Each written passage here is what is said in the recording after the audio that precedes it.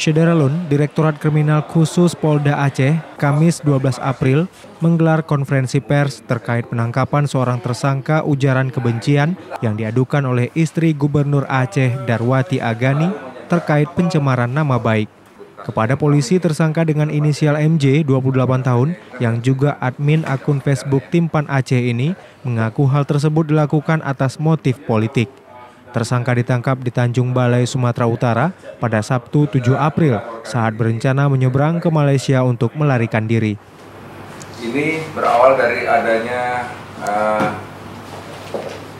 ujaran atau tulisan yang disampaikan oleh tersangka, yaitu dengan menggunakan akun Timpan Aceh, di mana di Timpan Aceh itu tersangka ini menyampaikan beberapa kalimat yang menyinggung langsung kepada pribadi pelapor.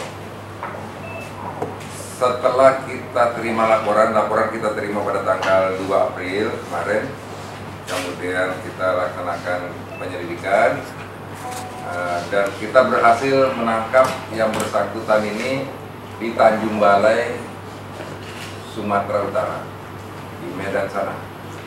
Pada saat tersangka ini rencananya mau nyebrang ke Malaysia. Dan saat ini kita sudah amankan yang bersangkutan, berikut satu barang bukti, bukan yang ini ya. Ini barang buktinya Oppo ini. Inilah yang digunakan untuk men-share berita dengan menggunakan akun Timpan Aceh itu. Kemudian di-share lagi, di-tag. Kalau di Facebook kan di-tag itu kepada teman-temannya. Pasal 27 ayat 3 Undang-Undang Nomor 19/2016 tentang perubahan Undang-Undang 11/2008 tentang informasi dan transaksi elektronik. Yang bersangkutan diancam pidana 4 tahun. Dan saat ini ada di belakang saya ini ya, atau mengambil gambar kemudian dikasih tulisan-tulisan itu. Kalau kita periksa yang bersangkutan mengatakan motifnya politik katanya. Karena mungkin ada ketidakpuasan daripada tersangka ini.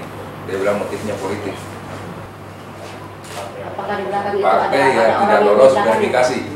Adakah orang di belakang politik itu mungkin ada sumbernya, siapa yang maksudnya? Belum. Jadi yang bersangkutan salah satu pengurus partai. Dari Banda Aceh, Muhammad Ansar, Serambi On TV.